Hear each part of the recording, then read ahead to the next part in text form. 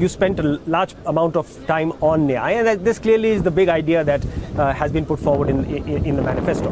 Personally, I believe that welfare economics is very important for a functioning democracy. So I'm a great supporter of NYAY. But the flip side of NYAY is that you need to have a massive amount of economic growth, because all welfare economics is successful when the economy is successful. Otherwise, it's a drain on the economy. Now, this country needs massive deregulation. You talked about it you talked about a couple of things.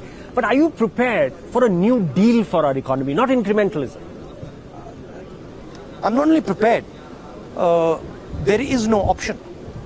We ran a economic financial model in the 90s. That model worked in the 90s. We tweaked that model. We didn't develop a new model. We tweaked that model in 2004. And it worked reasonably well with the tweaks till about 2012. And then it just collapsed.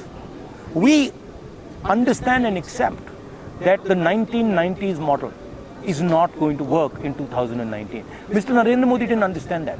Mr. Narendra Modi took Mr. Manmohan Singh Ji's, the Congress party's ideas, abused them, and then used them. And he used them at a time when they just were not firing anymore.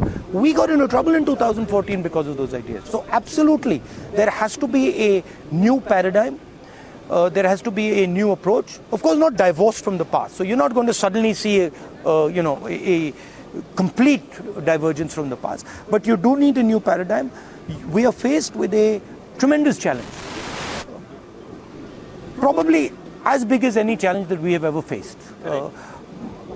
Challenge is massive population, massive young population, and inability to create jobs for them. NYAY Yojana has two aims. First aim is to send the message to poor people that in the 21st century, India is not going to accept poverty. It's going to wipe it out. Okay. And second, it is to jumpstart the economy and bring the economy to the point which you mentioned of solid growth. Because what Mr. Narendra Modi has done, he has sucked the money out of the economy. Economy is basically transactions. Number of transactions determine an economy, right? And India's strength is that we have so many people, we can have so many transactions. Mr. Narendra Modi destroyed transactions. He just shut them down. Notebandi, demonetization, Gabbar Singh tax, he killed it. People talk to me, people say, nationalism. The most anti-national thing you can do is destroy the Indian economy. Narendra Modi has done it.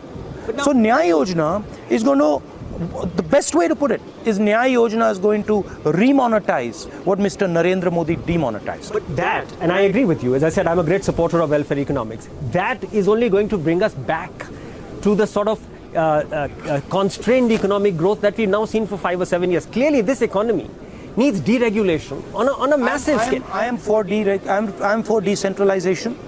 I am absolutely for decentralization.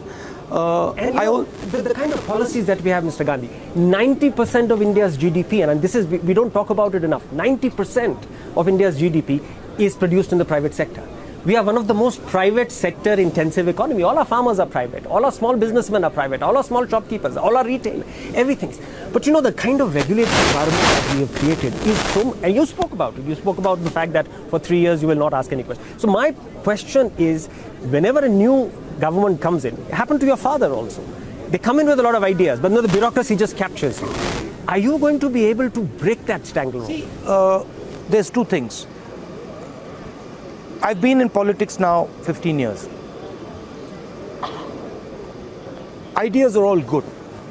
But in order to implement an idea, you need an ongoing conversation. When they were talking about GST, we told them that, look, don't view GST as an event. We said, forget Congress, forget BJP. If you view this thing as an event, it's going to be a disaster. This is a process. This is a conversation. This is listening to people who are shouting and saying, we've got into trouble. So an idea has to be shaped and evolve through a conversation. What I'm saying is that the Congress party is bringing a lot of ideas to the table. But the implementation of those ideas is going to happen through a conversation. And all stakeholders should be part of that conversation. And fresh, lateral, new talent. Because absolutely, we've seen that enough in this country, that you come in with a wanting transformation and then you get trapped in incrementalism, because that's what the system is. I think the way to look at it is bring the ship back to where it was a few years ago in terms of the basics, the fundamentals, institutional structure, the atmosphere, the removal of the hatred and the anger Mr. Narendra Modi has spread, number one. Number two, start working on some of the stuff that you're talking about. Deregulate, pull out, remove some of the red tape. And then think about 2 or 3 strategic bets. Yes. Global bets, not Indian bets, not Himachal bet, but a global bet. Green revolution is a global bet. A computer revolution is a global bet. So think about how India interacts with the world, think about the world's situation, and then say, okay, these are the 3 bets that we're going to make, and hopefully 1, if we're lucky, 2 will work.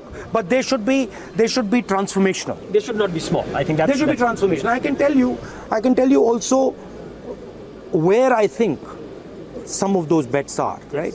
I think a really big, powerful bet is in completely rethinking about what healthcare is in India, and in understanding that India has the capability, because of its unique nature, because of its population, to shape global healthcare. India can become the force that shapes the world's healthcare. 1.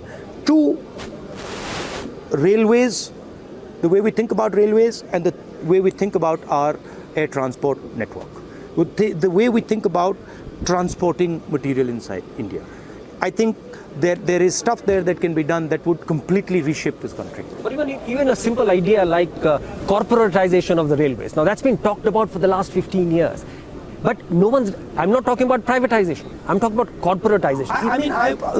Those are tactics. Those are how you get to the place. I'm talking right now more at the strategy level. I'm talking, okay, what are the steps India needs to take to, for example, use Indian healthcare data? What oil is to Saudi Arabia, data is to India. And healthcare data, Indian healthcare data, will shape global healthcare. I'm absolutely certain about it. Now, one second. How do we think about it? And how do we do it? You see, if the implementation... And that's going to be a conversation. You see, I don't pretend to imagine that the answers reside in my head. I don't. Or even in the existing structures. Yeah. Even in the existing institutions. In the existing stakeholders, the answers reside. Yes. Right? But not all governments. Yeah, and the structures are part of the stakeholders. Yes.